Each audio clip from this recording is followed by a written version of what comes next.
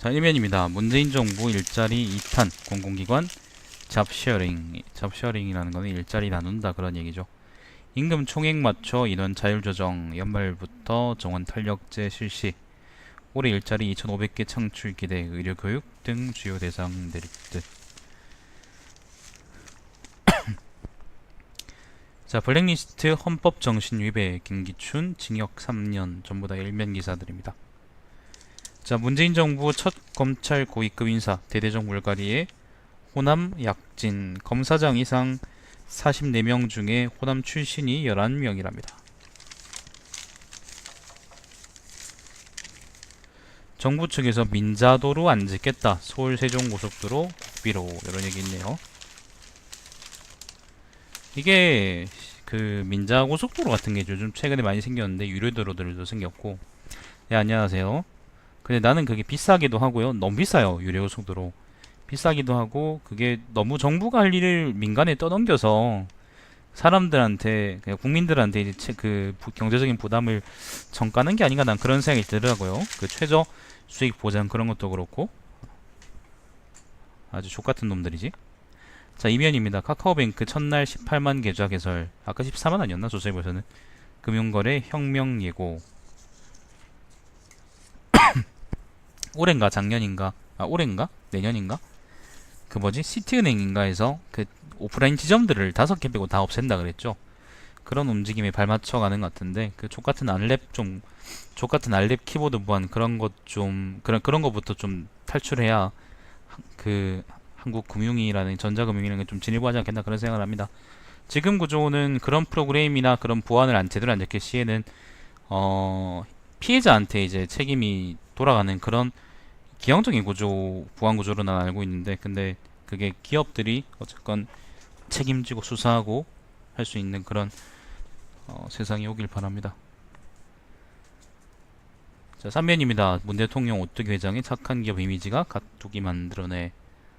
자, 기업인들 일자리 창출 힘 보탤 것 화다. 비정규직 없는 중소기업에 수제 맥주로 건배. 자, 3면입니다. 법원 특정 문화예술인 지원 배제한 것은 권력 남용이다. 블랙리스트 관련 이야기인데, 조윤선이는 여기 대해서 무죄 받았고요. 그 다음 김기추이가 3년 받았는데, 내가 아까도 얘기했지만은 첫 번째로 이거를 그냥 단순하게 권력 남용으로 그 처벌하는 게 맞느냐. 권력 남용은 일단 3년이다 그러면 뭐 적은 그건 아니, 적은 형기는 아니다 그러더라고요. 근데 문제는 이게 이제 국가가, 국가 공직자들이 자기 권력을 이용해서, 자기 직위와 자기 권력을 이용해서 특정한 사람들의 편애하고 특정한 사람들에게 지원을 끊어버리고 차별했다. 그 사람들의 생계를 끊어버리려고 하고 그 사람들의 입을, 주둥이를 틀어막았다라고 하는 사건에 대해서 직권 남용이 아니라 다른 어떤 그런 것들을 좀 붙여서 잡을 수 없나, 그런 생각이 들더라고요. 아니면 직권 남용에 대해서 3년이 좀 큰 형기라더라도 좀 더 주는 게 맞지 않나? 아니면 이제 앞으로도 만약에 같은 시도가 있다면, 설령 문재인 정부에서 만약에 이제 특정 예술인들, 예를 들면 민주당 쪽 계파가 있거든요. 또 민주당 쪽에서 예술인들 사이에 그런 계파가 있거든. 예, 그런 계파의 어떤 일감을 몰아주거나 아니면 그 사람들한테 지원을 아껴지 않을 경우, 아니면 반대쪽에 있는 예술인들한테 지원을 끊어버릴 경우에 대해서 똑같이 그냥 그 요런 직권남용 형태의 간소한 처벌로 끝나지 않겠나는 그런 생각이 들더라고요. 그리고 난 뭐 김기추가 3년 받은 건 3년 받은 건데 조윤선이가 왜 무죄가 났는지 잘 모르겠네.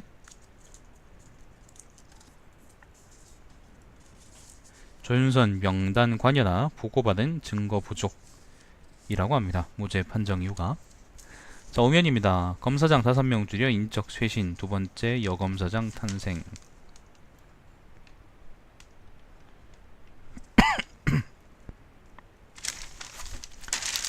자, 6면입니다. 담배세 인상, 담배세 인하, 연일 공방, 여권도 속내는 복잡. 새누리당 새끼들이 지난 정권 때 올렸죠. 그리고 지금 낮추려고 한다 그러는데, 지랄병도 그런 지랄병이 어디 있을까? 자, 9면입니다. 칼퇴근하려 일에 집중했더니 몰입도 효율성 쑥쑥. 뭐야 이거는? 잃어버린 저녁을 찾아서 뭐 그런 기사인데 읽어보십시오. 난 별 재미는 없어 보이네. 신면 역사물, 창작물, 한일 군함도, 신경전. 군함도 자체가 별로 잘 만든 영화가 아니라 그러는데. 11면 짜장면 그릇에 족발 피어 기저귀. 배달 얻은 쓰레기 양심에 옵니다. 자, 쭉쭉 넘어갈게요.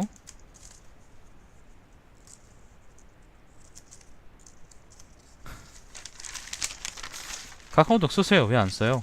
뭐 때문에 안 쓴다 그랬지? 자, 쭉쭉 넘어가겠습니다. 그 오피니언입니다.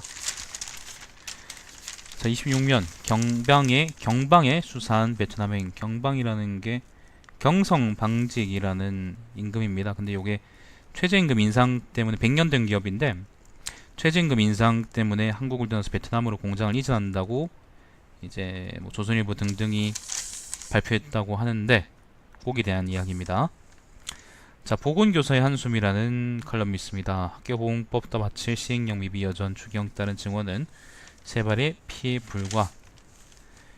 개혁의 최종 성패 미세 정책이 가른다.